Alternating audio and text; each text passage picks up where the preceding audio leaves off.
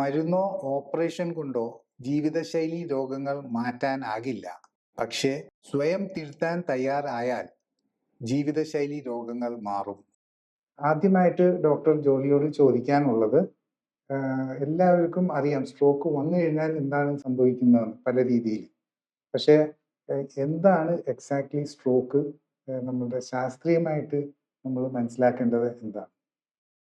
Stroke എന്ന് പറഞ്ഞു കഴിഞ്ഞാൽ നമ്മളുടെ ബ്രെയിനിന്റെ ഏതെങ്കിലും ഒരു ഭാഗത്തെ ബ്ലഡ് സർക്കുലേഷൻ പെട്ടെന്ന് നിന്നു പോവുകയാണ്. അപ്പോൾ അത് രണ്ട് രീതിയിലാണ് വരുന്നത്. ഒന്ന്, ഒരു ക്ലോട്ടോ വന്ന് ബ്ലോക്ക് ഉണ്ടാകുകയാണ്. അപ്പോൾ ആ രക്തക്കുഴലങ്ങ് അടഞ്ഞു പോവുകയാണ് ചെയ്യുന്നത്. അപ്പോൾ അതിനപ്പുറത്തേക്കുള്ള ബ്രെയിൻ ഭാഗത്ത് ആ രക്തക്കുഴൽ സപ്ലൈ ചെയ്യുന്ന ഭാഗത്തെ നെർവ് സെല്ലുകൾക്ക് ബ്ലഡ് കിട്ടാതാവുന്നു. അപ്പോൾ അതിൻ്റെ ഫങ്ഷൻ പോകുന്നു. അതാണ് സംഭവിക്കുന്നത്. പിന്നെ വേറൊരു രീതിയിൽ വരുന്ന ഹെമറാജിക് സ്ട്രോക്ക് എന്ന് പറയും.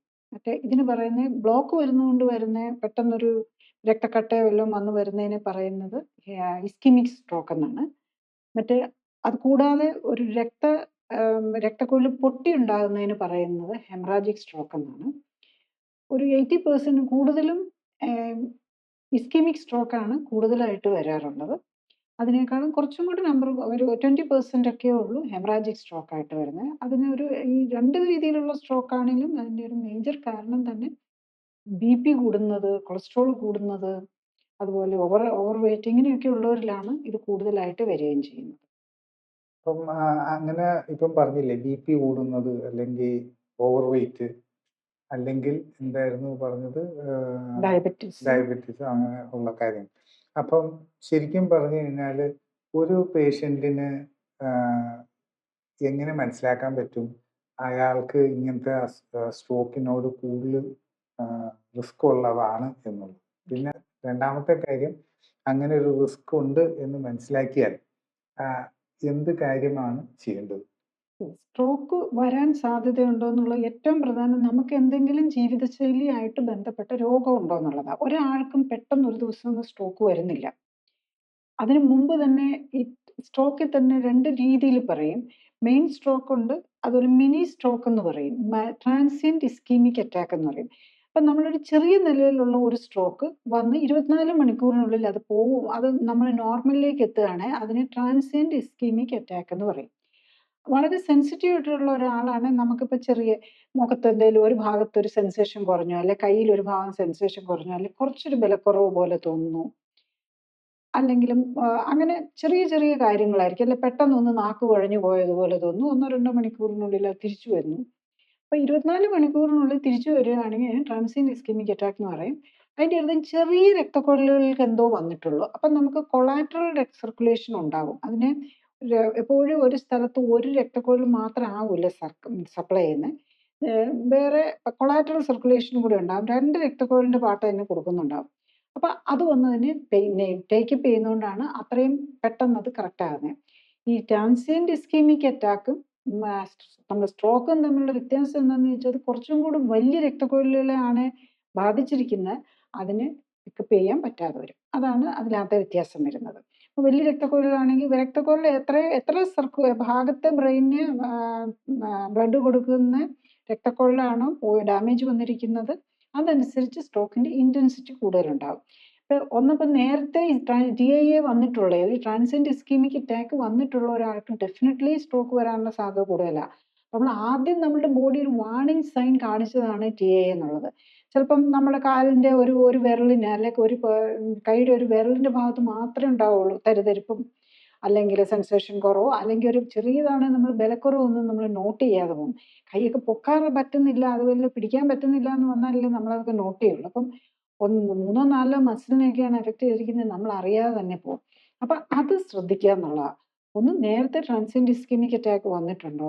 പിന്നെ diabetes, hypertension, cholesterol, already heart disease വന്നു. ഇപ്പൊ ഹാർട്ടിലെ രക്തക്കുഴലുകൾക്ക് ബ്ലോക്ക് വന്നിട്ട് വരുന്നതിനെ നമ്മൾ ഹാർട്ട് അറ്റാക്ക് എന്ന് പറയും. ശരിക്കും പറഞ്ഞു കഴിഞ്ഞാൽ ബ്രെയിൻ്റെതും ബ്രെയിൻ അറ്റാക്ക് ആണ്. അതിനെ നമ്മൾ ബ്രെയിൻ്റെന് നമ്മൾ സ്ട്രോക്ക് എന്ന് പറയും, ഹാർട്ടിൻ്റെന് നമ്മൾ അറ്റാക്ക് എന്ന് പറയും. ഈ വ്യത്യാസമേ ഉള്ളൂ. അപ്പം നമുക്ക് ഓൾറെഡി ഹാർട്ടിന് അറ്റാക്ക് വന്ന് സ്റ്റെന്റ് ഇട്ടിട്ടുള്ളവർ ഡെഫിനറ്റ്ലി മനസ്സിലാക്കണം, അവർക്ക് സ്ട്രോക്കിനുള്ള സാധ്യത കൂടുതലാണ്.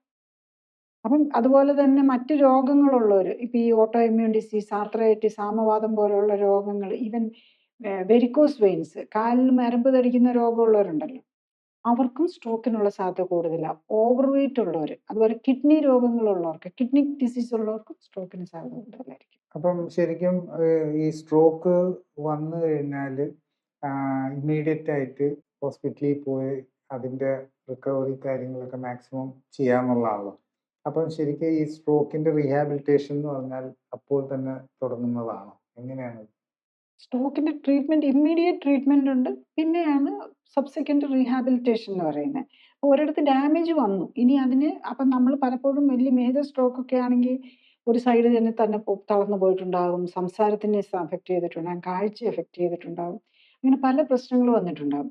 അപ്പൊ ഇമ്മീഡിയറ്റ് എന്താ ചെയ്യാൻ നോക്കുന്നത്, അവിടെ എന്താണ് റിലീഫ് കൊടുക്കാൻ പറ്റുക, അതാണ് എമർജൻസി കെയർ എന്ന് പറയുന്നത്. അതിലാണ് നമ്മൾ ഗോൾഡൻ അവേഴ്സ് എന്നൊക്കെ പറയും. അത് ആദ്യത്തെ 3 മണിക്കൂർ ടു 24 അവേഴ്സ് ഗോൾഡൻ അവേഴ്സ് ആയിട്ടാണ് കണക്കാക്കുന്നത്. അപ്പം നമ്മളൊരു രക്തക്കുഴലിൽ മിക്കവാറും നമ്മൾ എന്താ സംഭവിക്കുന്നതെന്ന് ചോദിച്ചപ്പോൾ ഹാർട്ട് അറ്റാക്കിലാണെങ്കിലും നമ്മളുടെ ഈ രക്തക്കുഴലുകളിൽ നമുക്ക് മുഖത്തൊക്കെ ചെറിയ ചെറിയ പിമ്പിൾസ് വരികയല്ലേ, മുഖക്കുരു എന്ന് പറയുകയല്ലേ, അതിൽ നമ്മൾ കാണാറില്ലേ ഒരു കൊഴുപ്പ് ആണ് അതിനകത്ത് അടിഞ്ഞിട്ട് അത് പുറത്തേക്ക് പൊട്ട് വരികയാണ് തന്നെ. ഇതുപോലെ ഈ രക്തക്കുഴലിൽ ചെറിയ ചെറിയ ഈ കൊഴുപ്പടിഞ്ഞ് ഇതുണ്ടാവും, അത് പൊട്ടും. അതായത് അതിനകത്ത് ലീക്ക് ചെയ്ത് ഈ കൊഴുപ്പ് പുറത്തേക്ക് വരും. അപ്പൊ അവിടെ അതിനെ അപ്പം എന്തായാലും ഒരു അബ്നോർമൽ സാധനം വന്നിട്ടുണ്ടെങ്കിൽ അപ്പൊ തന്നെ അവിടെ നമ്മുടെ ബോഡിയുടെ ഒരു നാച്ചുറൽ ഇമ്മ്യൂൺ സിസ്റ്റത്തിന്റെ ഒരു ആക്ടിവിറ്റിയാണ് അവിടെ ബ്ലോക്ക് ചെയ്ത് ഒരു ക്ലോട്ട് ഉണ്ടാക്കുക എന്നുള്ളത്. അപ്പം ബ്ലോക്ക് ചെയ്തൊരു ക്ലോട്ടായിട്ട് അപ്പം അവിടെ ബ്ലോക്ക് അവിടെ അതിനെ പൊതിയും. അപ്പൊ പൊതിയാൻ വരുന്നത് ഈ RBCs-ഉം പ്ലേറ്റ്ലെറ്റും, ആദ്യം പ്ലേറ്റ്ലെറ്റ് ആയിരിക്കും വരുന്നത്, പ്ലേറ്റ്ലെറ്റും ഫൈബ്രിനും RBC എല്ലാം കൂടെ വന്നൊരു ക്ലോട്ടായി മാറും. അപ്പൊ ഈ ഇങ്ങനെ വന്നിരിക്കുന്ന അത് ക്ലോട്ട് അങ്ങ് ബ്ലോക്ക്, പിന്നെയുള്ള ആ രക്തക്കുഴൽ തന്നെ അങ്ങ് അടഞ്ഞു പോകും. അങ്ങനെ ഹാർട്ടിൽ അങ്ങനെ വരുമ്പോൾ നമ്മൾ ഹാർട്ട് അറ്റാക്ക് വരും, ബ്രെയിനിൽ അങ്ങനെ വരുമ്പോൾ സ്ട്രോക്ക് വരും. അപ്പൊ ഈ ക്ലോട്ട് അവിടെ വന്നിട്ടുണ്ടല്ലോ, ആ ക്ലോട്ടിനെ അലിയിക്കുക എന്നുള്ളതാണ് നമുക്ക് ചെയ്യാൻ പറ്റുന്ന ഒരു കാര്യം. അപ്പൊ ഹാർട്ടിന്റെ കാര്യത്തിലാണെങ്കിലും അത് ചെയ്യാനാണ് ഇപ്പം ക്ലോട്ട് പ്ലസ്റ്റർ എന്ന് പറയും. പിന്നെ അതുപോലെ ഈ ഹാർട്ടിനകത്ത് നമുക്ക് ഏട്രിയൽ ഫിബ്രിലേഷൻ എന്ന് പറയാം, ഹാർട്ടിന്റെ ബീറ്റ് ഇറഗുലർ ആയിട്ട് ഈ ഹാർട്ടിനകത്ത് തന്നെ രക്തം കട്ടയാകും. എന്നിട്ട് നമ്മൾ ഹാർട്ട് ഇങ്ങനെ പമ്പ് ചെയ്തുകൊണ്ടിരിക്കുകയല്ലേ, ആ പമ്പ് ചെയ്യുമ്പോൾ ഇത് നമ്മുടെ ബ്രെയിനിലേക്കുള്ള രക്തക്കുഴലിലേക്ക് കയറി ആ ക്ലോട്ട് പോയാലും അതും പോയി രക്തക്കുഴലിൽ, ചെറിയ രക്തക്കുഴലിൽ പോയി അടിയും, അതും ഈ സ്ട്രോക്കിന് കാരണമാകും. അപ്പം ഈ കട്ടയായ രക്തക്കട്ട അലിയിക്കുക എന്നുള്ളതാണ് ഫസ്റ്റ് പ്രയോറിറ്റി. അപ്പൊ ചെറിയതൊക്കെയാണെങ്കിൽ നമുക്ക് മരുന്ന് കൊടുത്തൊരു ഇഞ്ചക്ഷൻ ഉണ്ട്, അത് തന്നെ 2-3 ടൈപ്പ് ഇഞ്ചക്ഷൻസ് ഉണ്ട്, അത് നമ്മൾ അതിനെ അലിയിക്കാൻ വേണ്ടിയിട്ടുള്ളത്. അപ്പൊ അത് കൊടുത്തു കഴിഞ്ഞു കഴിഞ്ഞാൽ ഇമ്മീഡിയറ്റ്ലി കൂടെ അതാണ് ഗോൾഡൻ അവറിൽ ഒന്ന് വരുന്നത്. ഈ 3 മണിക്കൂറിനുള്ളിൽ ചെന്ന് കഴിഞ്ഞാൽ നമ്മൾ ആ ഇഞ്ചക്ഷൻ കൊടുക്കാൻ പറ്റിക്കഴിഞ്ഞു കഴിഞ്ഞാൽ നമ്മൾക്ക് അത് പെർഫ്യൂഷൻ, അതായത് വീണ്ടും ആ രക്തക്കുഴൽ പെട്ടെന്ന് തന്നെ തുറന്ന് കിട്ടുമ്പം ആ ഡാമേജ് വരാനുള്ള സാധ്യത നമുക്ക് കുറഞ്ഞു കിട്ടും. പിന്നെ ഒത്തിരി വലിയ രക്തക്കുഴലിലാണെങ്കിൽ ചിലപ്പോൾ ഇത് ഏക്കാതെ വരും. അങ്ങനെ വരുമ്പോഴാണ് നമ്മൾ ഇപ്പോഴത്തെ ലേറ്റസ്റ്റ് ട്രീറ്റ്മെന്റ് ആയിട്ട് വരുന്നത് എംബോളക്ടമി എന്ന് പറയും. അല്ലെങ്കിൽ ആ ക്ലോട്ടിനെ എടുത്ത് നമ്മൾ ഓപ്പറേഷൻ വഴി ഇതൊരു കത്തീറ്റർ ഇട്ട് ഇതിനെ മാറ്റുന്ന ഒരു പ്രൊസീജിയറാണ്. അതൊരു ഇപ്പം ലേറ്റസ്റ്റ് ആയിട്ട് ഇത് വരുന്ന ഒരു കാത്ത് ലാബും അതിന് നല്ല ഫെസിലിറ്റി ഉള്ളിടത്ത് മാത്രമേ പറ്റുള്ളൂ. വെരി എക്സ്പെൻസീവ് ആയിട്ടുള്ള ഒരു ഫ്യൂ ലാക്സിന്റെ കോസ്റ്റ് വരുന്ന ഒരു പ്രൊസീജിയറാണത്. അതും ഒത്തിരി വളരെ വലുതാണെങ്കിൽ അതാണ് എത്ര സമയത്തിനുള്ളിൽ എത്തി അത് ചെയ്യാൻ പറ്റും. ഇഞ്ചക്ഷൻ കൊടുക്കാൻ പറ്റിയാലും മറ്റേ സർജറി ചെയ്യാൻ പറ്റിയാലും അതാണ് അതിന്റെ ഫസ്റ്റ് ആസ്പെക്ട് ഓഫ് ട്രീറ്റ്മെന്റ് എന്ന് പറയുന്നത്. നെക്സ്റ്റ് വരുന്നതാണ് പിന്നെയാണ് റീഹാബിലിറ്റേഷന്റെ ആസ്പെക്ട് ഒക്കെ. പിന്നെ അതുപോലെ തന്നെ ലൈഫ് സ്റ്റൈൽ കറക്ഷന്റെ ആവശ്യം. പിന്നെ ലൈഫ് സ്റ്റൈൽ കറക്ഷൻ അതിന്റെ ആ ലൈഫ് സ്റ്റൈൽ ഡിസീസിൽ നിന്ന് മാറുക, കാരണം ആയിട്ടുള്ള ഡിസീസിൽ നിന്ന് മാറുക, പിന്നെ റീഹാബിലിറ്റേറ്റ് ചെയ്യുക. കാര്യം ഡോക്ടർ പറഞ്ഞത് ആദ്യം ഹോസ്പിറ്റലിൽ വന്നു കഴിഞ്ഞിട്ട് അവർ ശരിക്കും നമ്മളുടെ ബ്രെയിനിനെ സേവ് ചെയ്യാനാണോ നോക്കുന്നത്, ഈ അല്ലേ, മറ്റേ ഈ ബ്ലോക്ക് ഡിസോൾവ് ചെയ്യാൻ? ബേസിക്കലി നമ്മൾ ആ ക്ലോട്ട് ആണെങ്കിൽ ക്ലോട്ടിനെ റിമൂവ് ചെയ്യാനായിട്ടുള്ള ഒരു ഇഞ്ചക്ഷൻ എടുത്ത് വരും. അതിനൊരു റിസ്ക് ഫാക്ടർ ഉള്ളത് എന്താന്ന് ചോദിച്ചാൽ ഈ തുടക്കം ക്ലോട്ടായിരിക്കും. ഇപ്പൊ ഏത് പേഷ്യന്റിനാണേലും അത് കഴിഞ്ഞിട്ട് ആ രക്തക്കുഴലൊക്കെ ഡാമേജ് ചെയ്ത് കഴിഞ്ഞാൽ ചിലപ്പം ബ്ലീഡിങ് വരാം. അപ്പൊ ലേറ്റ് ആയിട്ട് വന്നു കഴിയുമ്പോൾ ഒരു ദിവസമോ 2 ദിവസമോ കഴിഞ്ഞിട്ട് ശരിക്കും തുടങ്ങിയപ്പോൾ അത് ക്ലോട്ടായിട്ടായിരിക്കും, പക്ഷെ പിന്നെ വരുമ്പോഴേക്കും ചിലപ്പോൾ അവിടെ ബ്ലീഡിങ്ങിലേക്കും കൂടെ വന്നിട്ടുണ്ടാവാം. അതാണ് അതിൻ്റെ. അപ്പം നമുക്ക് തിരിച്ചറിയാൻ ബുദ്ധിമുട്ട് വരും ലേറ്റ് ആകുമ്പോൾ. ഇമ്മീഡിയറ്റ്ലി ആകുമ്പോഴാകുമ്പോൾ നമുക്ക് നേരത്തെ സ്ട്രോക്ക് ചെയ്യുന്നത് ചിലപ്പോൾ ഒരു ഹെമറാജിലേക്ക് പോകാനുള്ള ഒരു സാധ്യതയും കൂടെ വരുന്നുണ്ട്. പിന്നെയുള്ളത് ഇപ്പോൾ ഹെമറാജിക് സ്ട്രോക്ക് ആണെങ്കിൽ ഒത്തിരി ബ്ലഡ് ക്ലോട്ട്സ് ഒക്കെ ഉണ്ടായിട്ടുണ്ടാവും. അതിനെ നമുക്ക് ഓപ്പറേറ്റ് ചെയ്ത് റിമൂവ് ചെയ്യാനും, ഞാൻ ആദ്യം പറഞ്ഞത് ഈ ക്ലോട്ട് ഉണ്ടായിട്ടുണ്ടെങ്കിൽ അതിനെ ക്ലോട്ട് ബസ്റ്റർ മരുന്നുകൾ വെച്ച്, അല്ലെങ്കിൽ ക്ലോട്ട് ലൈസിസ് മരുന്നുകൾ വെച്ച് ഇഞ്ചക്ഷൻ കൊടുത്തത് മാറ്റും. ഇല്ലെങ്കിൽ എംബോളക്ടമി പോലെ ചെയ്യുക. അതും കത്തീറ്റർ നമ്മൾ ഈ ഹാർട്ടിനൊക്കെ ആൻജിയോപ്ലാസ്റ്റി ചെയ്യൂല, അത് നമ്മളൊരു ഈ ഹാർട്ടിനും ഈ ഹാർട്ടിൻ്റെ അറ്റാക്കിനും നമ്മൾ ഈ സെയിം തന്നെ ഇഞ്ചക്ഷൻ എടുക്കാറുള്ളതാണ്. ത്രോംബോപ്ലാസ്റ്റിന് അതുപോലെ ഈ പ്രോട്ടീൻ നേസ് പോലെയുള്ള ഒരു ഇഞ്ചക്ഷനാണ്. അത് 2-3 ടൈപ്പ് ഉണ്ട്. അതാണ് കൊടുക്കാറുള്ളത്. അത് കഴിഞ്ഞ് കഴിഞ്ഞാൽ പിന്നെ ഈ ബ്രെയിൻ്റെ കാര്യത്തിൽ ചിലപ്പം ഹെമറാജിക് സ്ട്രോക്ക് ആയിരിക്കും വരുന്നത്. അപ്പോൾ ഹെമറാജിക് സ്ട്രോക്ക് പ്രത്യേകിച്ച് എന്തെങ്കിലും ആക്സിഡൻറ്റിൻ്റെ ഒക്കെ ഭാഗമായിട്ട് വരുമ്പോഴും ചിലപ്പോൾ അത് വരാം. ബ്രെയിനിനെ പൊതിഞ്ഞൊരു 3 ലെയേഴ്സ് ഉണ്ട്. അതായത് ഡ്യൂറ എന്നും പറഞ്ഞു, ഡ്യൂറ മാറ്റർ, പിന്നെ അങ്ങനെയൊക്കെ പറഞ്ഞ് 3-4 ലൈനിങ് ഉണ്ട്. അപ്പം ഇതിൻ്റെ ഇടയിലായിട്ടും ചിലപ്പം ഈ ബ്ലീഡിങ് വരാം. അപ്പം ചിലപ്പം ഈ ബ്ലഡ് തിന്നേഴ്സ് ഒക്കെ കഴിച്ചുകൊണ്ടിരിക്കുന്ന ആൾക്കാരുണ്ടല്ലോ, അപ്പോൾ അവർ നമുക്ക് തലക്കിട്ട് ഇപ്പം ഈ ബ്ലഡ് തിന്നേഴ്സും കഴിക്കും, നമ്മൾ എന്തെങ്കിലും ബൈക്കിലോ അല്ലെങ്കിൽ എവിടെയെങ്കിലും തലയിടിക്കുകയോ ഒക്കെ ചെയ്ത് കഴിഞ്ഞാൽ അവിടെ ചെറുതായിട്ട് ബ്ലഡ് ലീക്ക് വരും. ഇങ്ങനെ എവിടെയെങ്കിലും ഇത് വരാം. ഇപ്പം ബ്രെയിനിന് നല്ലൊരു ക്ഷതം വന്ന് ഒരു നല്ലൊരു മൂവ്മെൻറ്റ്, ബ്രെയിൻ ശരിക്കും പറഞ്ഞ ഒരു സെമി സോളിഡ് സാധനമാണ്. അത് ലിക്വിഡ് വെള്ളത്തിനകത്ത് അതിനെ സസ്പെൻഡ് ചെയ്ത് നിർത്തിയേക്കുകയാണ്. അപ്പോൾ നമുക്ക് ഇടിയൊക്കെ വന്നു കഴിയുമ്പോൾ നല്ലൊരു കുലുക്കമൊക്കെ വന്നു കഴിഞ്ഞാൽ ഈ രക്തക്കുഴലുകൾക്ക് ഡാമേജ് വരാം, പ്രത്യേകിച്ച് ഈ ആത്രോസ്ക്ലീറോസിസ് ഒക്കെ ആയിട്ടിരിക്കുന്നവർക്ക്. അതിൻ്റെ ഇടയിൽ ഈ ബ്ലഡ് തിന്നേഴ്സ് കഴിച്ചുകൊണ്ടിരിക്കുകയാണെങ്കിൽ, ആ ബ്ലഡ് തിന്നർ എന്ന് പറഞ്ഞാൽ രക്തം കട്ട പിടിക്കാതെ ആക്കുക എന്നുള്ളതാണ്. അപ്പോൾ എന്താ പറ്റുന്നതെന്ന് ചോദിച്ചാൽ ഈ ചെറിയ രക്തക്കുഴലിന് ഡാമേജ് വന്നാൽ അവിടെ നിന്ന് ഈ രക്തം കട്ട പിടിക്കാനുള്ള ശക്തി നമുക്കില്ലാത്തത് കൊണ്ട്, ശേഷി ഇല്ലാത്തത് കൊണ്ട് അവിടെ നിന്ന് ലീക്ക് വന്ന് ഒരു ബ്ലീഡിങ് ആയിട്ട് വരും. എന്നിട്ട് ആ ബ്ലഡ് തന്നെ അതിനകത്ത് പതുക്കെ ക്ലോട്ട് ചെയ്യും, അല്ലെങ്കിൽ അതിനകത്ത് ഇങ്ങനെ കിടക്കും. അത് ബ്രെയിനിനെ ഒരു സൈഡിലേക്ക് പുഷ് ചെയ്യുക, ബ്രെയിനിന് ഒരു പ്രഷർ എഫക്റ്റ് വരും. അപ്പം നമുക്ക് അവർക്ക് പലപ്പോഴും തലവേദനയായിരിക്കും. ഹെമറാജിക് സ്ട്രോക്കും അതുപോലെ അതിനകത്ത് വലിയ കട്ടകൾ വന്നിട്ടുണ്ടെങ്കിൽ, അല്ലെങ്കിൽ രക്തം ഒരു ഭാഗത്ത് ഇങ്ങനെ പൂളായിട്ട് കിടക്കുകയാണെങ്കിൽ നമുക്ക് തലവേദനയായിരിക്കും വരുന്നത്. അപ്പം ഇതുപോലെയുള്ള അത് കണ്ട് മനസ്സിലാക്കി അതിനിപ്പം നമുക്ക് CT സ്കാൻ MRI ഒക്കെ ഉള്ളപ്പോൾ നമുക്കിത് ഈസി ആയിട്ട് മനസ്സിലാക്കാം. അങ്ങനെ എന്തെങ്കിലും പൂളിംഗ് പോലെയോ അല്ലെങ്കിൽ ബ്ലഡ് ക്ലോട്ട് എവിടെയെങ്കിലും ഇതുണ്ടെങ്കിൽ അതിനെ റിമൂവ് ചെയ്യുക എന്നുള്ളതാണ് നെക്സ്റ്റ് വേറൊരു സർജിക്കൽ ഇമ്പോർട്ടൻസ് വരുന്നത്. പറഞ്ഞ പോലെ ഹോസ്പിറ്റലിൽ അതാണ് നടക്കുന്നത്. അപ്പം സാധാരണഗതിയിൽ ഉള്ള ഒരു ചിന്ത എന്ന് പറയുന്നത് ഹോസ്പിറ്റലിൽ പോയി ജീവൻ രക്ഷിക്കുക എന്നുള്ളതാണ് ഫസ്റ്റ് സ്റ്റെപ്പ്. പിന്നെ അത് കഴിഞ്ഞാൽ പിന്നെ റീഹാബിലിറ്റേഷൻ എന്ന് പറയുന്നത് വീട്ടിലും അല്ല വേറെ അതിനായിട്ടുള്ള സൗകര്യമുള്ള കൊടുത്ത് ചെയ്യാന്നുള്ളത്. പക്ഷെ ഒരു കാര്യമുള്ളത്, പലപ്പോഴും ഈ ജീവൻ രക്ഷിക്കുക പിന്നെ റീഹാബിലിറ്റേഷൻ എന്ന് പറയുമ്പോഴും ഈ സ്ട്രോക്ക് വന്നേക്കുന്ന 4-1 പേർക്ക് വീണ്ടും സ്ട്രോക്ക് വരും എന്നാണ് കാണുന്നത്. അപ്പം അങ്ങനെ വരുമ്പോൾ ഈ ജീവൻ രക്ഷിക്കുന്ന ആ പാർട്ടാണോ ഈ റീഹാബിലിറ്റേഷനിലാണോ, എന്താണ് ശരിക്കും ഇത് വീണ്ടും വരാതിരിക്കാനായിട്ടുള്ള കാര്യങ്ങളിലേക്ക് നീക്കുന്നത്?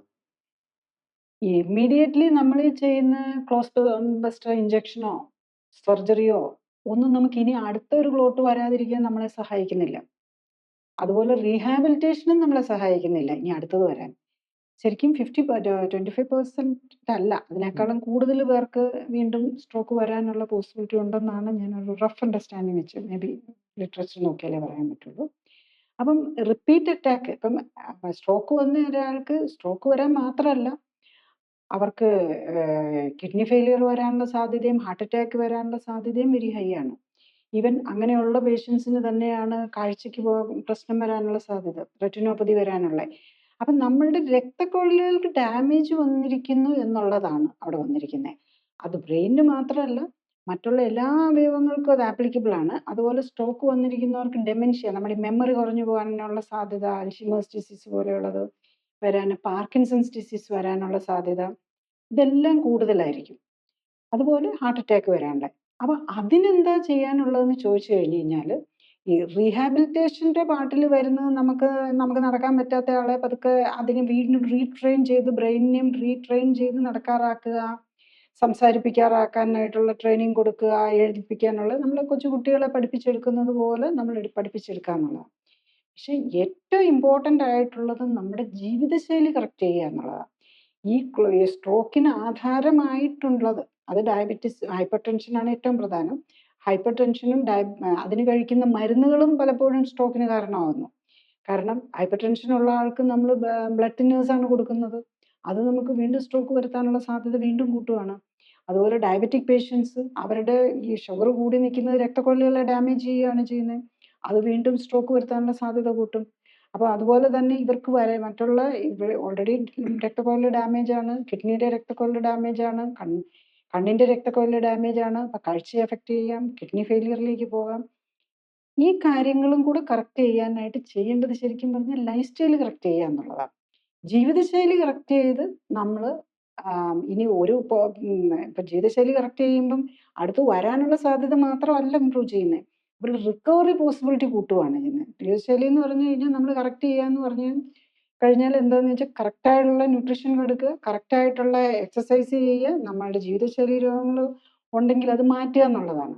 അപ്പം അതിനൊപ്പം തന്നെ ഇതിൻ്റെ കൂടെ നമ്മൾ റിക്കവറി പോസിബിലിറ്റിയും ബെസ്റ്റ് റിക്കവറി പോസിബിലിറ്റിയും കിട്ടും.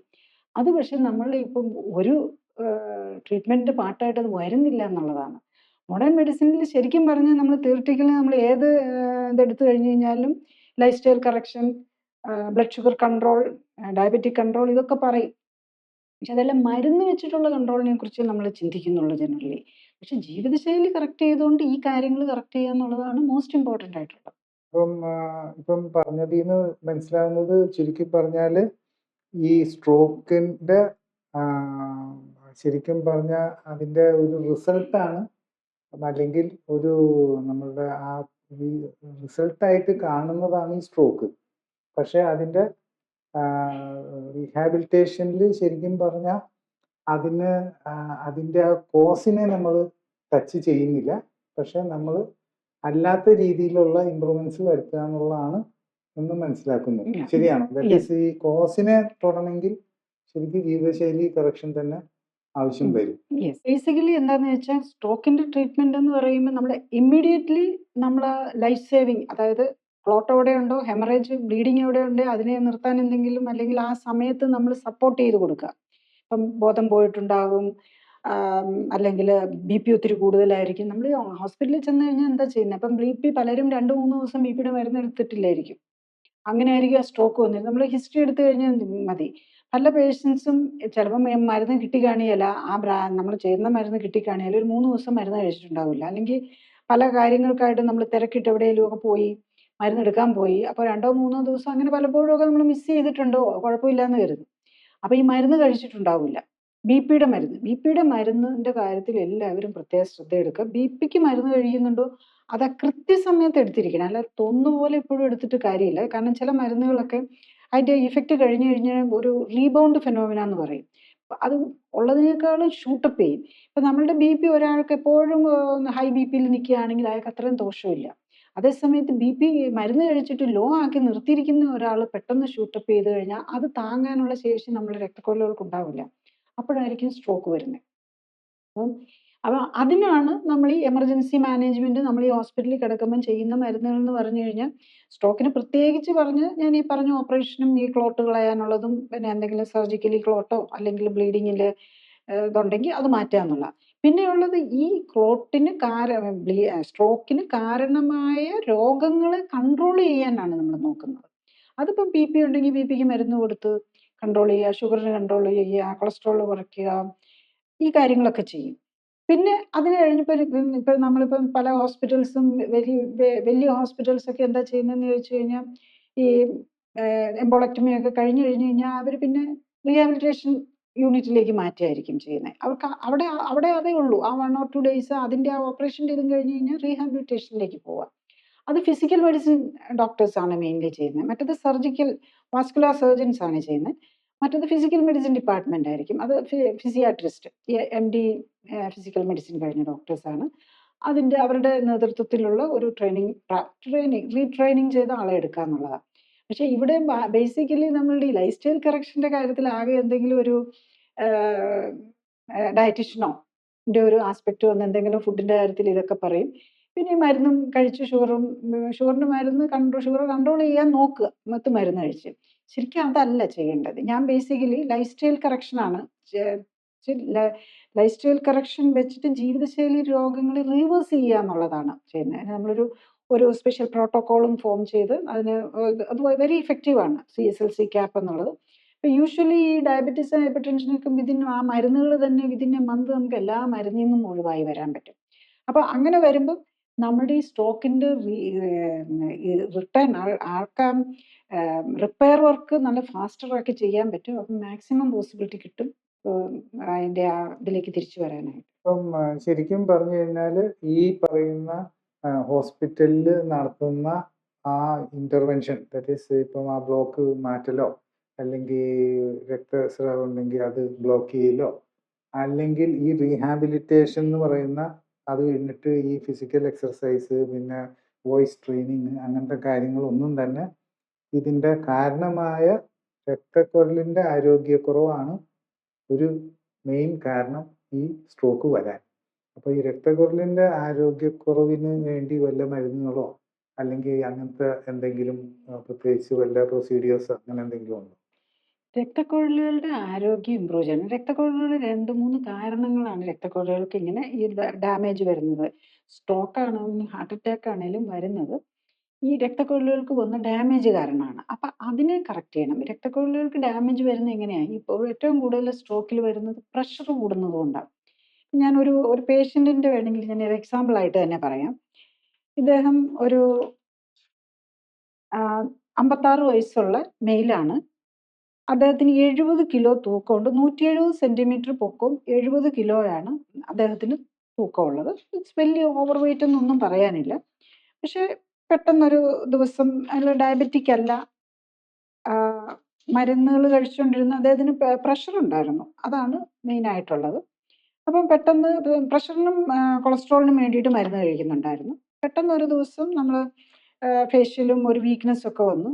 പക്ഷേ ആ മെമ്മറിയും പോയി. മെമ്മറിയിലും അത് നമ്മുടെ ഏത് ഭാഗത്താണ് വന്നതനുസരിച്ചായിരിക്കും. ഇപ്പം ബ്രെയിനിൻ്റെ കോർട്ടിക്കൽ കോർട്ടെക്സിൻ്റെ ആയിട്ട് ബന്ധപ്പെട്ട സെറിബ്രത്തിലെ സെറിബ്രം, സെറിബെല്ലം, പിന്നെ ബ്രെയിൻ സ്റ്റെം, ഈ 3 ഭാഗമാണ് മെയിനകത്തുള്ളത്.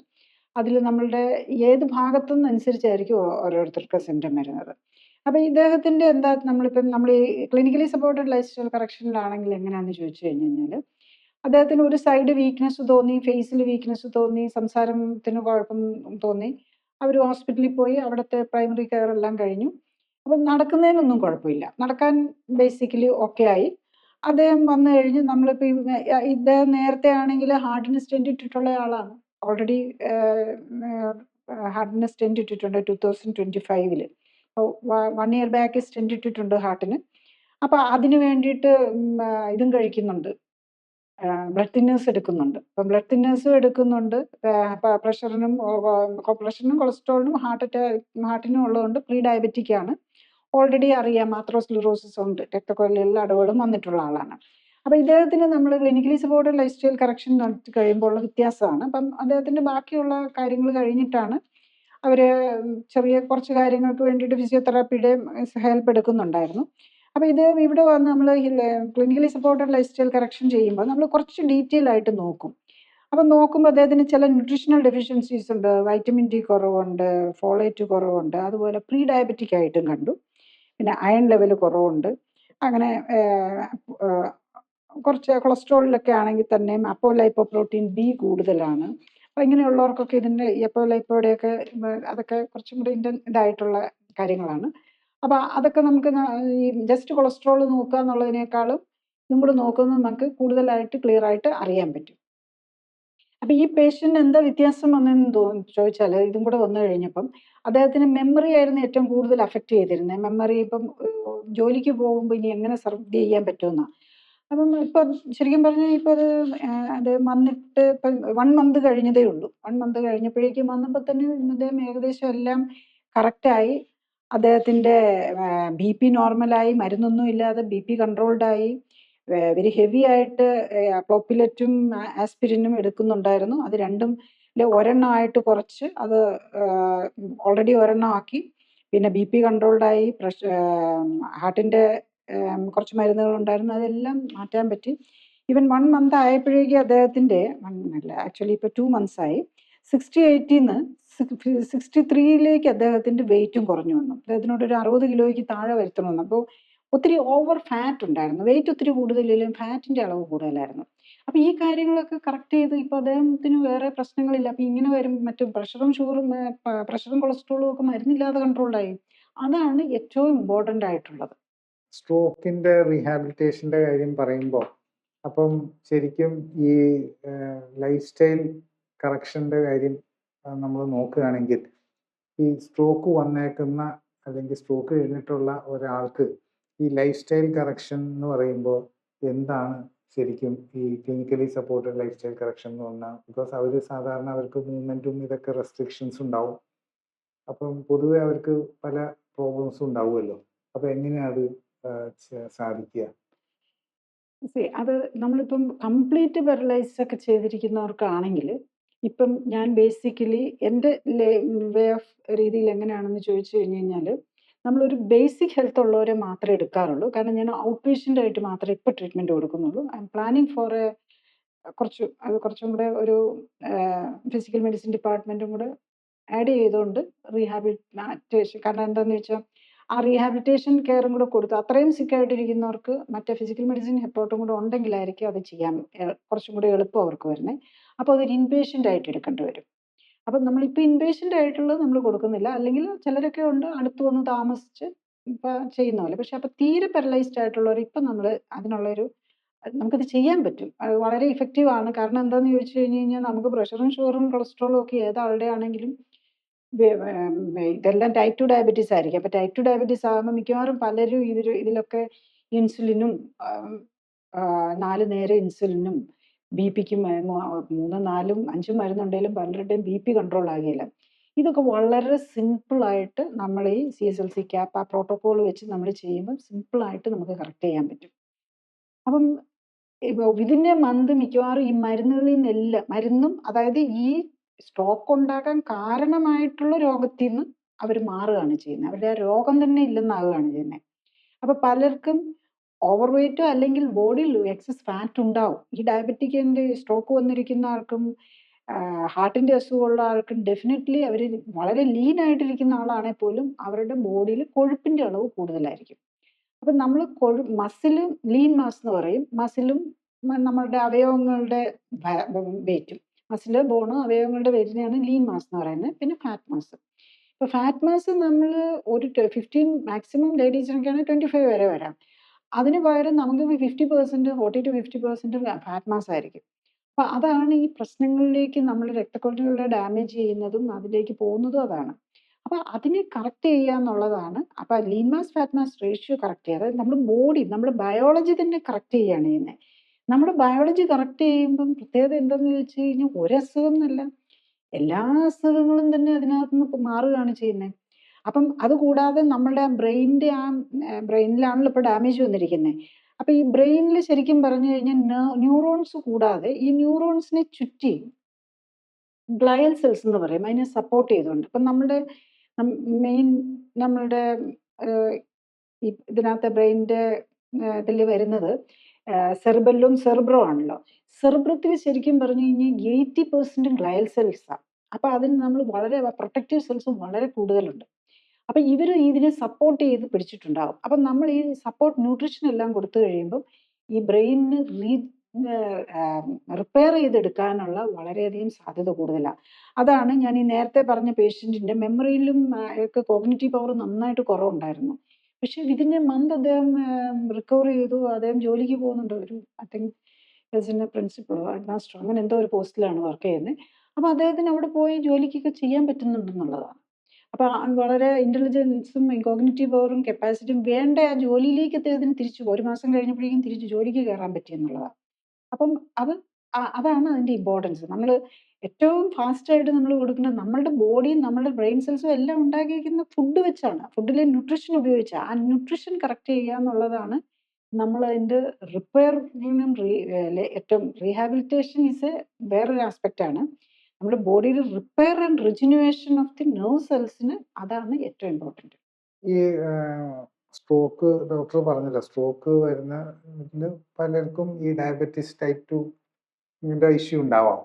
അപ്പം അങ്ങനെ വരുമ്പോൾ പറഞ്ഞു കേൾക്കുന്നത് ഈ ഇൻസുലിൻ്റെ അളവ് നമ്മുടെ ബോഡിയിൽ കൂടുതലാണെങ്കിൽ അതും ഇതിനെ വീണ്ടും മോശമാക്കി നിർത്താനും നമ്മുടെ റിക്കവറീനെ തടസ്സപ്പെടുത്താനും ഒക്കെ സാധ്യതയുണ്ട്. അപ്പം അങ്ങനെ വരുമ്പോൾ ഈ ഇൻസുലിൻ റെഗുലറായിട്ട് എടുക്കേണ്ടി വരുന്ന ഡയബറ്റീസ് പേഷ്യൻസിന് അവരുടെ റിക്കവറി ബെറ്റർ ആക്കാനായിട്ട് എന്താണ് ചെയ്യേണ്ടത്?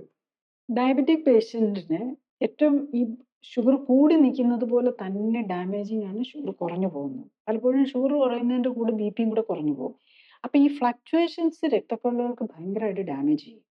അപ്പം ഈ ഡയബറ്റിക് പേഷ്യൻസ് പ്രത്യേകിച്ച് ഇൻസുലിൻ എടുക്കുന്നവരുടെ ഒരു പ്രോബ്ലം എന്താണെന്ന് ചോദിച്ചു കഴിഞ്ഞാൽ, ഇൻസുലിൻ ഭക്ഷണം കഴിച്ചു കഴിയുമ്പോഴേക്കും ഷുഗർ കൂടും, ഇൻസുലിൻ എടുത്തു കഴിയും ഷുഗർ കുറയുകയും ചെയ്യും. അപ്പം ഇത് രണ്ടും ഒരേപോലെ രക്തക്കൊള്ളിനെ ഡാമേജ് ചെയ്യുന്നുണ്ട്. പിന്നെ പെർസിസ്റ്റന്റ് പല ടൈപ്പ് 2 ഡയബറ്റിക് പേഷ്യൻസും ഇൻസുലിൻ എടുക്കുന്നില്ലാത്തവരാണെങ്കിൽ ഷുഗർ കൺട്രോൾഡ് ആണെങ്കിലും ഇൻസുലിൻ ലെവൽ വെരി ഹൈ ആയിരിക്കും. അപ്പം ഇൻസുലിൻ ശരിക്കും ഹൈലി ഡാമേജിങ്, പ്രത്യേകിച്ച് രക്തക്കൊള്ളുകളെ സംബന്ധിച്ചിടത്തോളം.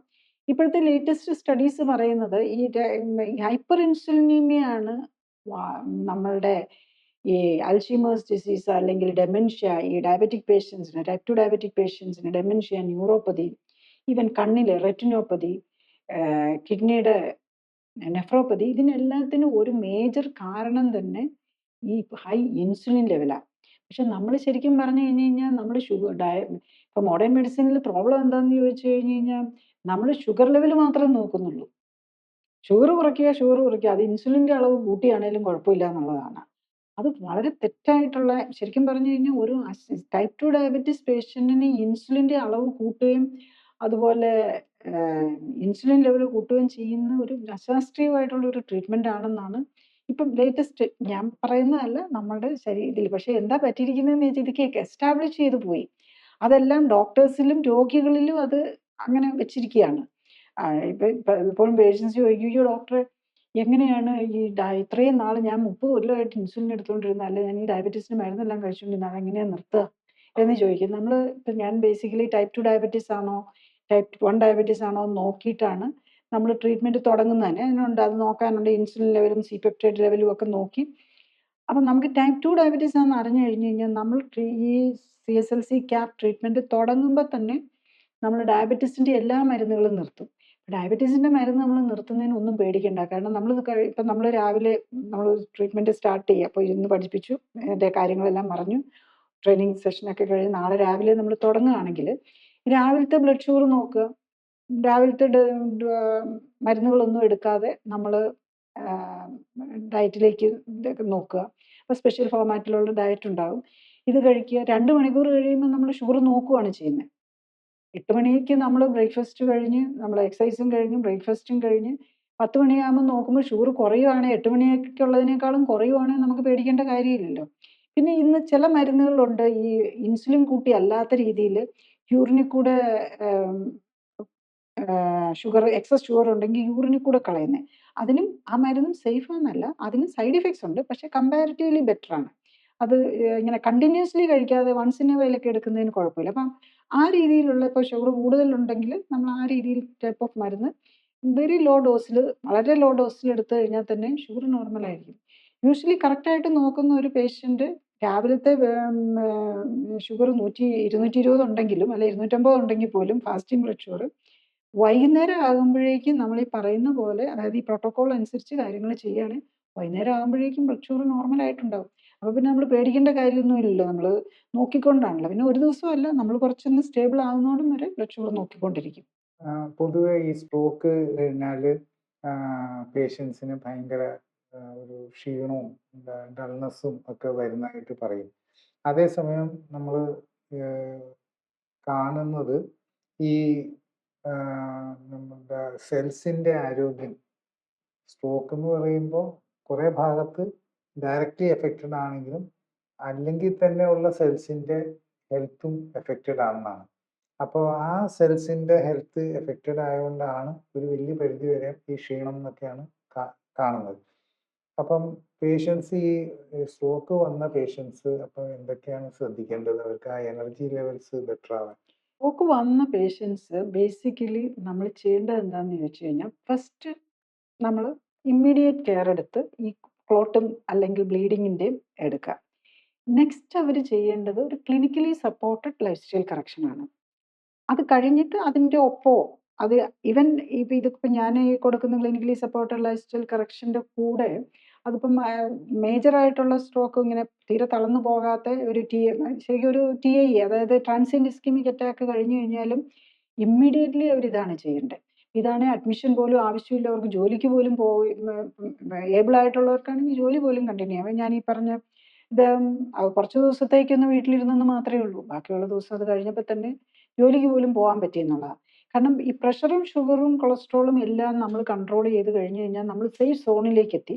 അപ്പം നമുക്ക് ഫിസിക്കൽ ഡിസബിലിറ്റി ഇല്ലെങ്കിൽ നമുക്ക് ജോലിക്ക് പോലും പോകാൻ പറ്റും. ബേസിക് നമുക്കൊരു 2 hours നമ്മളുടെ കാര്യങ്ങൾ നോക്കാൻ, അതായത് നമ്മുടെ എക്സസൈസിനും നമ്മുടെ ഫുഡിനും പിന്നെ ഒരു 8 മണിക്കൂർ ഉറങ്ങാനും ഒരു 2 hours നമ്മളുടെ ആക്ടിവിറ്റി ഈ നമ്മുടെ ബോഡിക്ക് വേണ്ടിയിട്ടുള്ള ആക്ടിവിറ്റി ചെയ്യാൻ ഒരു 8 മണിക്കൂർ കിടന്ന് ഉറങ്ങാനുമുള്ള സമയം മാറ്റി വെച്ച് ബാക്കി കാര്യങ്ങളൊക്കെ നമുക്ക് ചെയ്യാവുന്നതേ ഉള്ളൂ.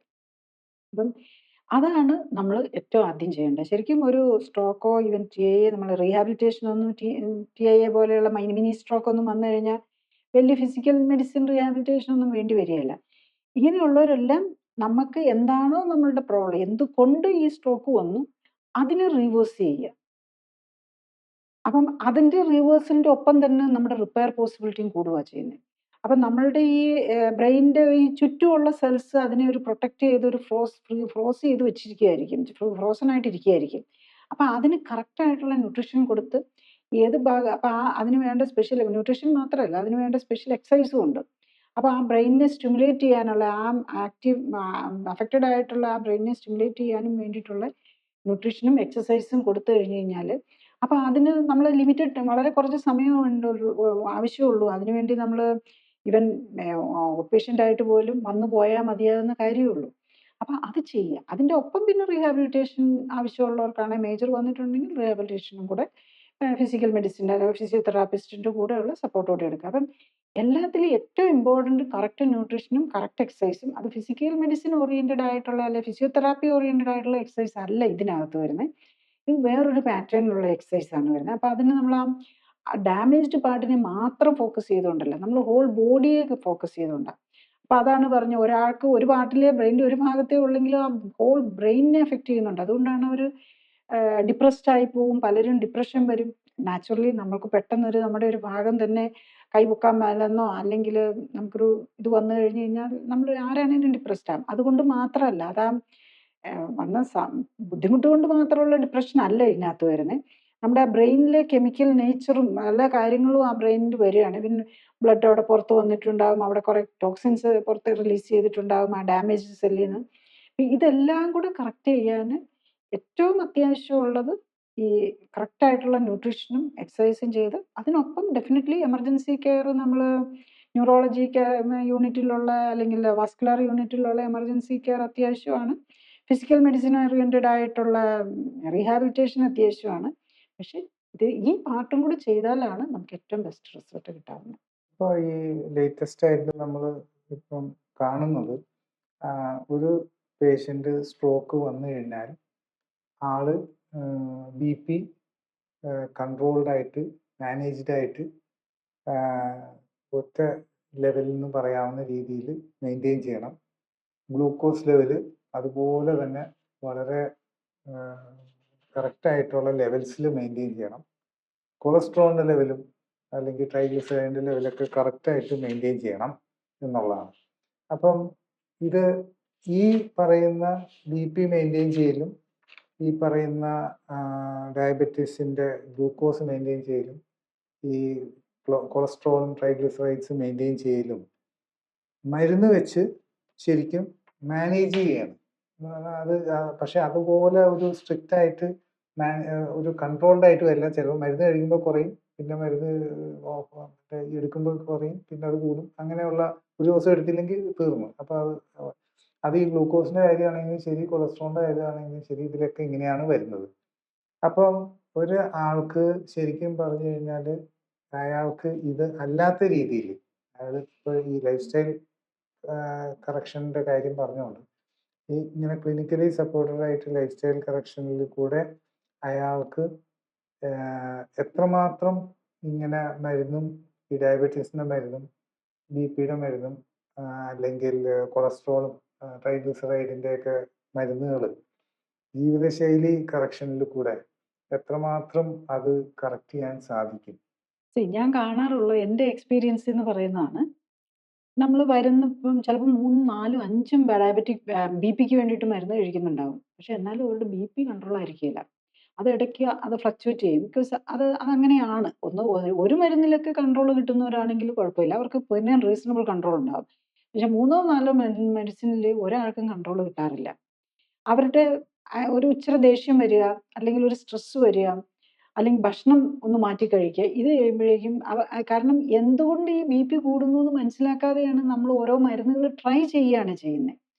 ഡോക്ടർമാര് ഓരോ മെഡിക്കൽ ഫാർമസ്യൂട്ടി ആ മരുന്നുണ്ടാക്കിയ കമ്പനി പറയുന്നതനുസരിച്ച് അതിന്റെ ഗുണങ്ങളും ദോഷങ്ങളും ഒക്കെ അവര് ഒരു ലിസ്റ്റ് തരും.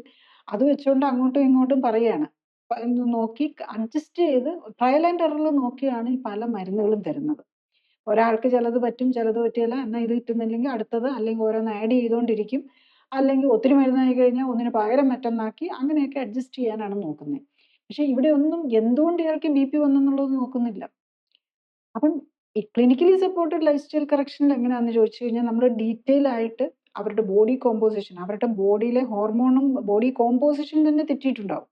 ബോഡി ഉണ്ടാക്കിയിരിക്കുന്ന നേച്ചറിന് എല്ലാത്തിനും ഒരു പ്രപ്പോർഷൻസ് ഉണ്ട്.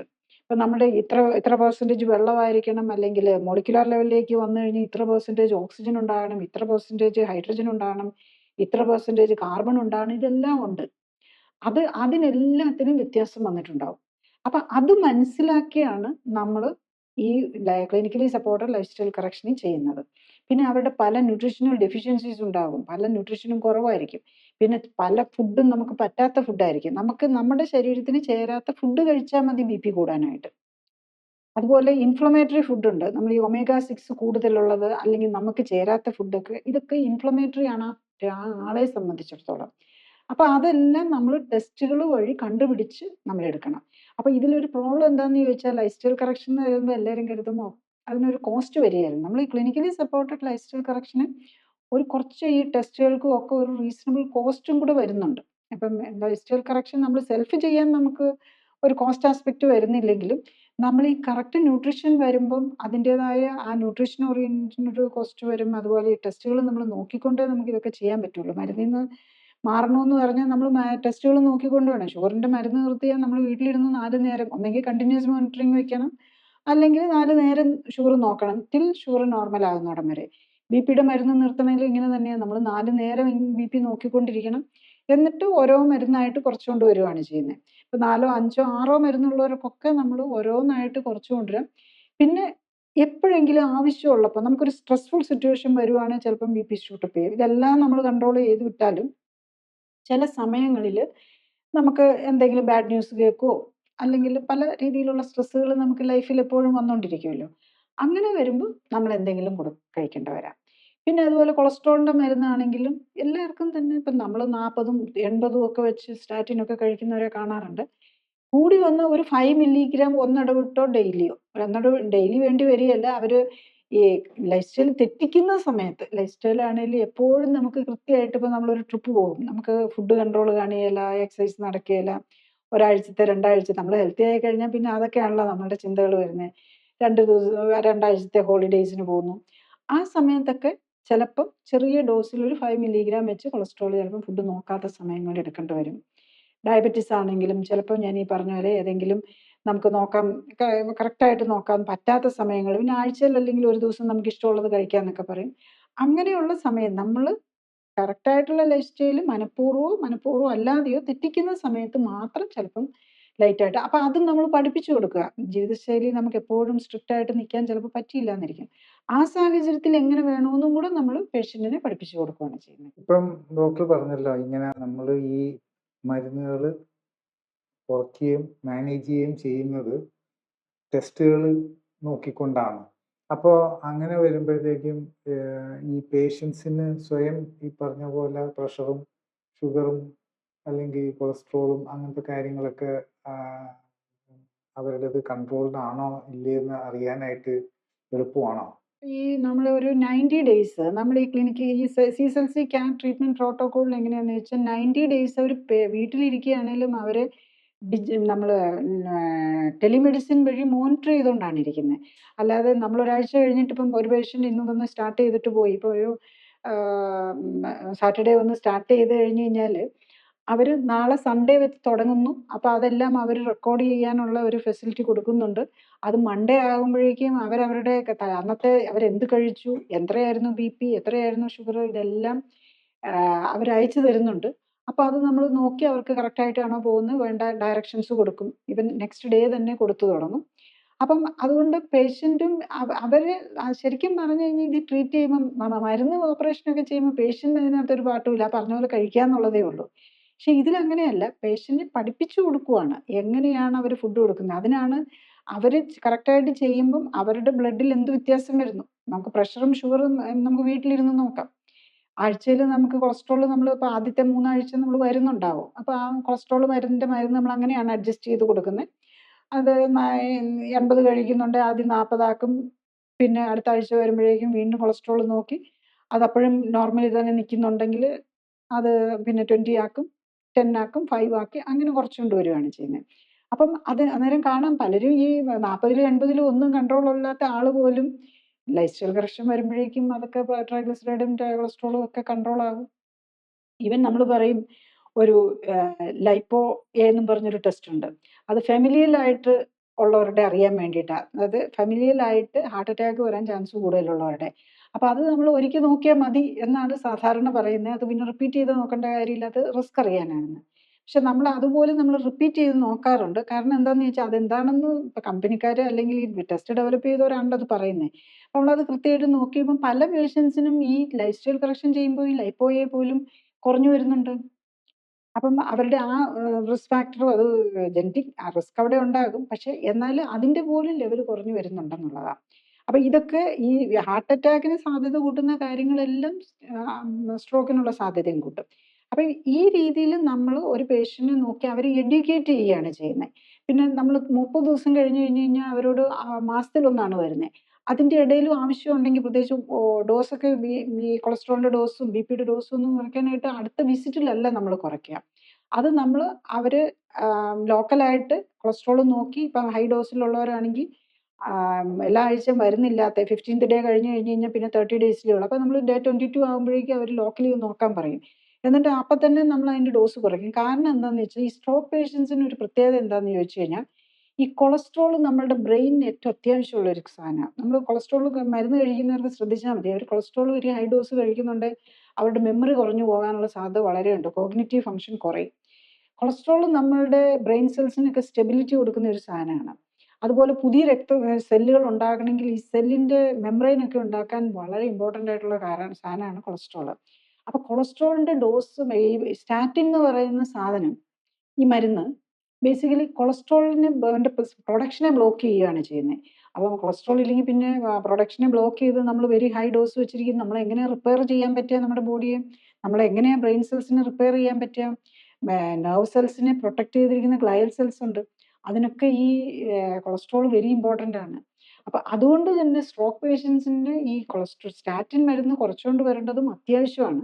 പക്ഷെ കൊളസ്ട്രോളിന് റീസണബിൾ കൺട്രോൾ വേണം. ട്രൈഗ്ലിസറൈഡ് ശരിക്കും പറഞ്ഞു കഴിഞ്ഞാൽ നമ്മൾ വെരി ഹൈ കൺട്രോളിലേക്ക് കൊണ്ടുവരണം. അതൊക്കെ വളരെ ഫാസ്റ്റ് ആയിട്ട് കിട്ടും. കാരണം ഞാൻ ഇതെല്ലാം നോക്കുന്നത് ഞാൻ ഈ പറയുന്നത് തന്നെ വളരെ ക്ലിനിക്കലി മോണിറ്റർ ചെയ്തുകൊണ്ട് മാത്രം നമ്മൾ ഇപ്പം എനിക്ക് ടെസ്റ്റൊന്നും കോസ്റ്റ്ലി ടെസ്റ്റൊന്നും ആണ് ഇത്രയും എന്തിനാ ഞാൻ ടെസ്റ്റിന് മുതൽ സ്പെൻഡ് ചെയ്യുന്നതെന്ന് ചോദിക്കുന്ന പേഷ്യൻറ്റിനെ നമ്മൾ ആക്സെപ്റ്റ് ചെയ്യാൻ പറ്റില്ല. കാരണം നമ്മൾ ക്ലിനിക്കൽ മോണിറ്ററിങ്ങോടെ വിത്ത് എന്താണ് ആ സയൻറ്റിഫിക് ആയിട്ട് മാത്രമേ നമുക്കിത് ചെയ്യാൻ പറ്റുള്ളൂ. അപ്പൊ അതിന് എഫേർട്ട് എടുക്കാൻ പറ്റുന്നവരെ മാത്രമേ നമ്മൾ ഈ ട്രീറ്റ്മെന്റിലേക്കും ആക്സെപ്റ്റ് ചെയ്യാറുള്ളൂ. ഇപ്പം ഓവർ വെയിറ്റ് എന്ന് പറയുന്നത് ഈ സ്ട്രോക്ക് വരാനുള്ള സാധ്യത കൂട്ടുമെന്ന് പറയുന്നുണ്ട്.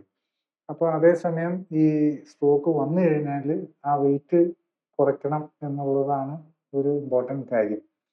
അപ്പം എത്രമാത്രം ഇങ്ങനെ വെയിറ്റ് കൺട്രോൾ ചെയ്യാനായിട്ട് ഇപ്പൊ ഈ ലൈഫ് സ്റ്റൈൽ കറക്ഷൻ കാര്യങ്ങളൊക്കെ ഹെൽപ്പ് ചെയ്യും? സ്ട്രോക്ക് വരും. ഓവർ വെയിറ്റ് ഉള്ളവർക്ക് സ്ട്രോക്ക് വരാൻ സാധ്യത കൂടുതലാണ്. വന്നു കഴിഞ്ഞാൽ അവരെ മാനേജ് ചെയ്യാൻ പാടാ. ഇവൻ നമുക്കറിയാം 100 കിലോ ഉള്ള ഒരാളെ ഒരു നഴ്സിംഗ് സപ്പോർട്ട് കൊടുക്കാൻ പോലും ബുദ്ധിമുട്ടായിരിക്കും. അതേസമയത്ത് അയാൾക്ക് 70 കിലോയോ 60 കിലോയോ ഒക്കെ ഉള്ളെങ്കിൽ എന്തെളുപ്പമാണ് അവരെ മാനേജ് ചെയ്യാൻ. അപ്പം അവരുടെ കെയറിന് തന്നെ അവർക്ക് ഈ ഓവർ വെയിറ്റ് ഒക്കെ ഉള്ളവർക്ക് ബെഡ് സോർ വരാനുള്ള, അൾസർ വരാനുള്ള, ബെഡിൽ അൾസറിൻ്റെ ഒക്കെ സാധ്യത ഒത്തിരി കൂടുമായിരിക്കും ചെയ്യുന്നത്. അപ്പം നമ്മൾ ഈ ക്ലിനിക്കലി സപ്പോർട്ടഡ് ലൈഫ് സ്റ്റൈൽ കറക്ഷനിൽ നമ്മൾ ആ കറക്റ്റായിട്ട് ചെയ്യുകയാണെങ്കിൽ, ഇപ്പം നമ്മൾ ഒരു ഇൻസ്റ്റിറ്റ്യൂഷനിലായിട്ട് അഡ്മിറ്റ് ചെയ്ത് ഞാൻ ഇതുവരെയും എനിക്ക് എക്സ്പീരിയൻസ്, ഞാൻ അങ്ങനെ ചെയ്തിട്ടില്ല ഇതുവരെ. പക്ഷേ ഈ ഔട്ട് പേഷ്യൻ്റ് ആയിട്ട് നോക്കുമ്പോൾ തന്നെ ഒരു റീസണബിൾ ആയിട്ട് കറക്റ്റായിട്ട് നോക്കുന്നവർക്ക് 15-20% വെയിറ്റ് റിഡക്ഷൻ കിട്ടുന്നുണ്ട്. ഇപ്പോൾ ഈ സ്ട്രോക്ക് പേഷ്യൻസ് ആണെങ്കിലും അവർക്കും കിട്ടും. അത് നമ്മൾ ബെഡിൽ കിടന്ന് ചെയ്യുന്ന എക്സസൈസ് ആണ്. കൂടുതൽ ഇത് വേണ്ടി ഇപ്പം നമുക്ക് തന്നെ കൈയും കാലും ഒക്കെ പൊക്കാൻ പറ്റാത്തവർക്കാണെന്നുണ്ടെങ്കിൽ അത് കൂടെ ഉള്ളവർ അതിന് വേണ്ടിയിട്ട് ഒരാൾ, നമുക്ക് ഫിസിയോതെറാപ്പിസ്റ്റിൻ്റെ ആവശ്യമില്ല, ഒരാളൊരു ഡെഡിക്കേറ്റഡ് ആയിട്ട് നിന്ന് അവരെ സഹായിക്കാൻ വില്ലിങ് ആയിരിക്കണം, വീക്ക്നെസ് ഉള്ളവരാണെങ്കിൽ. അപ്പം അങ്ങനെയുള്ളവർക്ക് വളരെ ഫാസ്റ്റായിട്ട് തന്നെ സപ്പോർട്ട് കിട്ടുന്നു, അവർ കറക്റ്റായി വരുന്നു എന്നുള്ളതാണ്. ഞാനതിനൊരു പേഷ്യൻ്റെ എക്സാമ്പിൾ തന്നെ പറയാം. ഇദ്ദേഹത്തിന് പല അസുഖങ്ങളുണ്ടായിരുന്നു. നേരത്തെ CVD ഉണ്ടായി, സ്റ്റെൻറ്റ് ഇട്ടിട്ടുള്ള ആളാണ്. അത് കഴിഞ്ഞിട്ട് സ്ട്രോക്ക് വന്നു. പിന്നെ അതിൻ്റെ കൂടെ കിഡ്നിക്ക് ഫെയിലിയർ ഉണ്ട്, ലിവറിന് CLD, ഫാറ്റി ലിവർ ഉണ്ട്, ഫൈബ്രോസിസ് ഉണ്ട്. അപ്പോൾ അദ്ദേഹം വരുമ്പം ശരിക്കും 1 വർഷം കഴിഞ്ഞിട്ട്, ആക്ച്വലി ഇത് സാധാരണ നിലയിൽ നമ്മൾ 6 മാസത്തിനുള്ളിലാണ് മാക്സിമം റിപ്പയർ പോസിബിലിറ്റി കിട്ടുന്നതെന്നാണ് പറയാറുള്ളത്. പക്ഷേ ഈ പേഷ്യൻ്റ് എൻ്റെ അടുത്ത് വരുമ്പോൾ ശരിക്കും അദ്ദേഹത്തിന് 1 ഇയർ കഴിഞ്ഞ് സ്ട്രോക്ക് കഴിഞ്ഞിട്ട്. അപ്പം അദ്ദേഹത്തിന് പിടിച്ച് നടക്കാൻ ഈ ഇതും ആൾക്കാരുടെ സപ്പോർട്ട് കൊടുത്ത് വിത്ത് വോക്കറും ഒക്കെ വെച്ച് മാത്രം നടക്കുന്ന ഒരു സ്റ്റേജിലാണ് വരുന്നത്. അതുപോലെ കണ്ണ്, ഈ ഫേഷ്യൽ പാൾസി വന്നിട്ട് കണ്ണ് അടച്ചു വെക്കാൻ വേണ്ടിയിട്ട് കണ്ണ് തുറന്നിരിക്കുക, കണ്ണ് അടയ്ക്കാൻ പറ്റുന്നില്ല. അപ്പോൾ അത് രാത്രിയൊക്കെ ഇങ്ങനെ പാഡ് വെച്ച് ഒട്ടിച്ചു വെച്ചിട്ട് വേണം കിടന്നുറങ്ങാനായിട്ട്. അപ്പോൾ അവരോട് കണ്ണിൻ്റെ ഇത് കുറയ്ക്കാൻ വേണ്ടിയിട്ടൊരു സ്റ്റിച്ച് ഇടണം, സ്റ്റിച്ചിട്ട് ഈ വലിപ്പം കുറയ്ക്കണം, ഇതൊക്കെ പറഞ്ഞു വെച്ചിരുന്നതാണ്. അപ്പോൾ ഇദ്ദേഹത്തിന് ഈ പറഞ്ഞ പോലെ കുറേ മരുന്നുകളുണ്ട്, ഡയബറ്റീസ് ഉണ്ട്, ഹൈപ്പർ ടെൻഷൻ ഉണ്ട്, ഇതിൻ്റെ എല്ലാം മരുന്നുണ്ട്. പക്ഷേ ടൈപ്പ് 2 ഡയബറ്റീസ് ആയിരുന്നു. അതുപോലെ ഈ സ്ട്രോക്കും കഴിഞ്ഞ ആളാണെങ്കിലും ആസ്പിരിനും ക്ലോപ്പിഡോഗ്രലും എല്ലാം കഴിക്കുന്നുണ്ട്. ശരിക്കും ഈ പേഷ്യൻ്റ്, ഇങ്ങനത്തെ ഈ സ്ട്രോക്ക് കഴിഞ്ഞ് BP ഉള്ള പേഷ്യൻസിന് ഹെമറാജിക് സ്ട്രോക്ക് വരാനുള്ള സാധ്യത കൂട്ടുന്ന സാധനങ്ങളും കൂടെയാണത്. ഇദ്ദേഹത്തിൻ്റെ വിതിൻ എ മന്ത് തന്നെ നമ്മൾ അതുപോലെ കിഡ്നിക്ക് വേണ്ടിയിട്ടും കുറേ അധികം മരുന്നുകൾ കഴിക്കുന്നുണ്ട്. ഫെബുസ്റ്റാറ്റ്, സോഡിയം ബൈകാർബണേറ്റ്, ഫിറ്റോ ആൽഫ. കിഡ്നി ഫെയിലിയറും കൂടെ ഉണ്ടായിരുന്ന പേഷ്യൻ്റാണ്. അപ്പം സ്റ്റേജ് 4 റീനൽ ഫെയിലിയറും ഉണ്ടായിരുന്നു. അപ്പോൾ ഇദ്ദേഹത്തിൻ്റെത് നമ്മൾ ഡയബറ്റീസിൻ്റെ കൺട്രോൾ എന്ന് പറഞ്ഞു കഴിഞ്ഞാൽ 90 ഡേയ്സ് ആയപ്പോഴേക്കും ബ്ലഡ് ഷുഗറിൻ്റെ എല്ലാം കൺട്രോളായി. എല്ലാ മരുന്നുകളും വിതിൻ എ മന്ത് ഓൾമോസ്റ്റ് നമുക്ക് നിർത്താൻ പറ്റി എന്നുള്ളതാണ്. ഷുഗർ കൺട്രോളാണ്, പ്രഷർ കൺട്രോളാണ്. ഇദ്ദേഹം വീണ്ടും എനിക്കൊന്ന് 180 വരെ അദ്ദേഹം വന്നു. ഒരു 3 months 180 ഡേയ്സ് ആയപ്പോഴേക്കും അദ്ദേഹത്തിന് ഇൻഡിപെൻഡൻ്റ് ആയിട്ട് നടക്കാറായി. മാത്രമല്ല ഈ കണ്ണിന് സ്റ്റിച്ച് ഇടണമെന്ന് പറഞ്ഞതിൻ്റെ അതിൻ്റെ ആവശ്യമില്ല. ഇപ്പം എനിക്ക് കണ്ണടയ്ക്കാൻ പറ്റുന്നുണ്ട്, അതിൻ്റെ ആവശ്യമില്ല. അവർ രാത്രിയിലൊന്നും പാഡ് വെച്ചൊന്നും കണ്ണടച്ച് വെച്ച് കിടക്കേണ്ട കാര്യം വരുന്നില്ല. അപ്പോൾ വരുമ്പം രാത്രി കണ്ണിൽ ഡ്രോപ്പ് ഇട്ടിട്ട് ഇത് വെച്ച് പാഡ് വെച്ച് കണ്ണടയ്ക്കുന്ന ആളായിരുന്നു. അപ്പോൾ ഒരു ഇതുമില്ലാതെ എല്ലാ ബ്ലഡ് പാരാമീറ്റേഴ്സും തന്നെ കറക്റ്റ് ചെയ്ത് നിർത്താനായിട്ട് പറ്റുന്നുണ്ടായിരുന്നു. അദ്ദേഹത്തിൻ്റെ ആകെ മാറാതെ നിന്നിരുന്നത് അയാൾക്ക് തൈറോയിഡും ഉണ്ടായിരുന്നു, തൈറോയിഡ് പ്രോബ്ലം ഉണ്ടായിരുന്നു. തൈറോയിഡിൻ്റെ ഓട്ടോ ഇമ്മ്യൂൺ ആൻറ്റിബോഡീസ് ഒഴിച്ച് ബാക്കിയുള്ള മിക്കവാറും എല്ലാ കാര്യങ്ങളും അദ്ദേഹത്തിൻ്റെ കറക്റ്റ് ചെയ്യാൻ പറ്റി എന്നുള്ളതാണ്. അപ്പോൾ ഇൻഡിപെൻഡൻ്റ് ഈ 1 ഇയർ കഴിഞ്ഞ ആൾ പോലും, അതും ചെറുപ്പമുള്ള ആളല്ല, 78 വയസ്സുള്ള ആളായിരുന്നു. അപ്പോൾ അദ്ദേഹത്തിൻ്റെ ബോഡിയിൽ വന്ന ചേഞ്ചും കൂടെ ഓർക്കണം. അദ്ദേഹത്തിന് 163 സെൻറ്റിമീറ്ററാണ്. വരുമ്പോൾ അയാൾക്ക് 168.5 68.5 കിലോ തൂക്കം ഉണ്ടായിരുന്നു.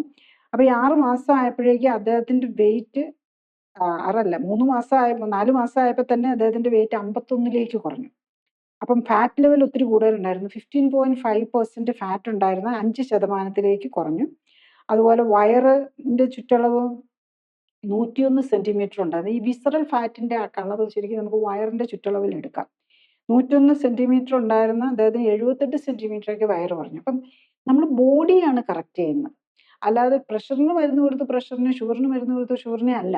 ബോഡിയാണ് കറക്റ്റ് ചെയ്യുന്നത്. അതുകൊണ്ടാണ് ഈ റിസൾട്ടും കിട്ടുന്നത്. ഈ പറഞ്ഞ പോലെ ഏറ്റവും ഇമ്പോർട്ടൻ്റ് ബോഡിയുടെ കറക്ഷനാണ്. എന്താണെന്ന് വെച്ചാൽ ആ ബോഡിയുടെ കറക്ഷൻ എന്ന് പറയുമ്പോൾ എല്ലാ അവയവങ്ങളിലെ പോലെ തന്നെ എല്ലാ സെൽസിൻ്റെയും ആരോഗ്യം മെച്ചപ്പെടുമ്പോഴാണ് റിക്കവറി കുറേയും കൂടെ ബെറ്റർ ആവുന്നത്. രോഗകാരണം മനസ്സിലാക്കി പ്രബുദ്ധരാക്കുക. ജീവിതശൈലി ക്രമീകരണത്തിലൂടെ രോഗങ്ങളെ മാറ്റുക. കൂടുതൽ ഹെൽത്ത് വീഡിയോകൾക്കും ശാസ്ത്രീയമായ ജീവിതശൈലി ക്രമീകരണ അറിവുകൾക്കുമായി സബ്സ്ക്രൈബ് ബട്ടൺ അമർത്തിയ ശേഷം ബെൽ ബട്ടൺ അമർത്തുക.